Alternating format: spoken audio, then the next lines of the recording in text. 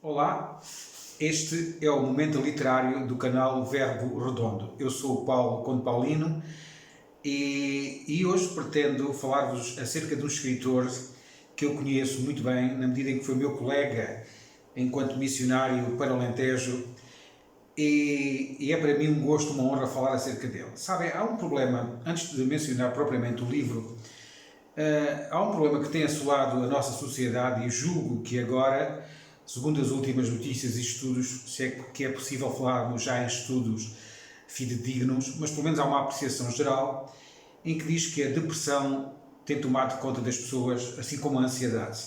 Há uma doença mental, de alguma forma, que afeta a mente de cada um de nós. Alguém disse que a depressão é o peso excessivo do passado e a ansiedade é o peso excessivo do futuro. Portanto, há uma dificuldade grande em aceitar tudo isto, então há como uma doença que não nos permite viver os momentos preciosos do presente. E, como tal, pensando nisto, pensei também num versículo bíblico que se encontra na segunda carta aos Coríntios, do apóstolo Paulo, capítulo 10, versículo 3 e 5, que diz assim: Embora sejamos humanos, não lutamos conforme os padrões humanos. Usamos as armas poderosas de Deus e não as armas comuns do mundo. Para quê? Para derrubar as fortalezas do raciocínio humano e acabar com os falsos argumentos. Destruímos todas as opiniões arrogantes que impedem as pessoas de conhecer a Deus. Levamos cativo todo o pensamento rebelde e ensinamos a obedecer a Cristo. Versão NVT. Sabem, o próprio apóstolo Paulo, na sua outra carta aos Tessalonicenses, ele diz-nos que nós, enquanto pessoas, somos constituídos de corpo, alma e espírito. Há médicos para a alma, há médicos para o corpo e muitas vezes falta exatamente o tratamento para a parte espiritual da pessoa. Tanto que há uma grande quantidade de pessoas que procura avidamente a espiritualidade.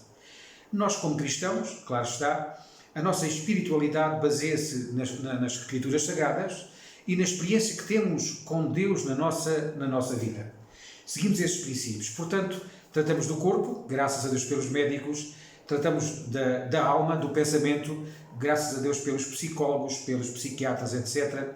E também, enquanto mensageiros do Evangelho, da parte espiritual, nós temos como missão ajudar cada um de nós a ajudar o corpo, a ajudar a alma a chegar mais longe.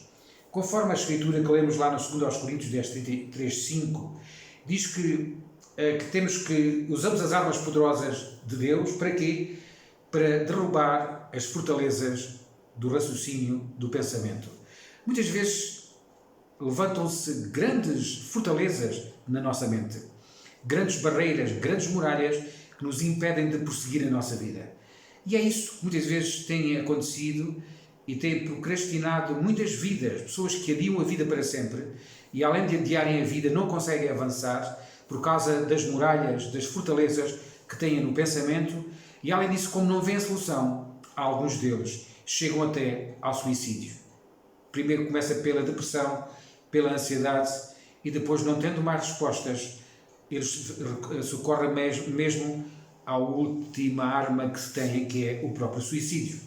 Portanto, meus amigos, nós, enquanto cristãos, nós acreditamos que Deus nos ajuda, que isto é, a nossa espiritualidade, a nossa fé, a nossa confiança, a nossa esperança. A esperança é aquilo que se espera, com certeza, né? Com toda a certeza.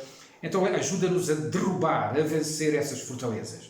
E o próprio apóstolo dizia que para vencermos essas fortalezas precisamos estar revestidos com a armadura de Deus, como diz lá no célebre capítulo 6 aos Efésios. Agora reparem, precisamos estar revestidos. Não adianto mais hoje, mas quero aproveitar o momento exatamente para isso. Aqui o momento literário, uma espécie de cantinho do escritor.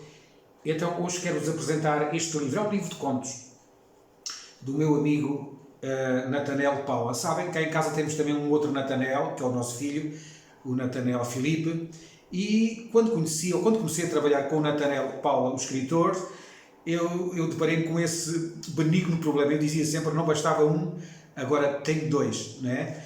E às vezes já não sabia bem se era o Natanael 1, ou o Natanael 2, ou o Natanael 2, ou o Natanael 1. Portanto, é para mim uma honra, já não é a primeira vez que eu apresento este livro, já o apresentámos em Elvas, na Biblioteca Municipal, etc. Já estivemos em Évora com ele também. Portanto, é um livro que eu aconselho. Na contracapa está um excerto do livro que diz assim: lembro-me de que, nessa noite, depois de tudo e já deitada na minha cama, junto do gato, o meu único amigo, pensei pela primeira vez, aos 6 anos de idade, amanhã suicido-me. Portanto, vejam bem como uma criança com 6 anos já tinha esta sensação, já tinha esta resposta de tal maneira destrutiva que a solução era o suicídio. Mas nós acreditamos que o suicídio não é a solução. A única solução é viver, aprendendo a viver, tendo as ajudas necessárias, derrubar as fortalezas pelo poder e a graça através da palavra e através da presença do Espírito Santo na nossa vida. Portanto, eu aconselho que leiam este livro. É um livro de contos muito bonito, muito simples, para todas as idades. Nós lemos-lo rapidamente, muito rapidamente, mas eu digo-vos que é muito empolgante. E não dá todas as respostas, muitas vezes faz perguntas, mas as perguntas são muito interessantes acerca do suicídio.